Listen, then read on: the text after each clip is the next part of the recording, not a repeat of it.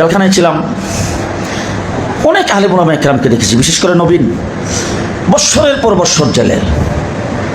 তো অনেক সময় আমার সঙ্গে সাক্ষাৎ করতে আসতো, আসলে জিজ্ঞাসা করতাম, বাবা কতদিন? বলে হুজুর 12 বছর। আরে বাবা, 12 বছর জীবনের যৌবনটা তুমি এখানে কাটা দিতেছো, তোমার ঘটনা কি? বলে হুজুর নিষিদ্ধ ঘোষিত সংগঠনের সদস্য, নিষিদ্ধ, ব্যান করে দেওয়া হয়েছে সংগঠন।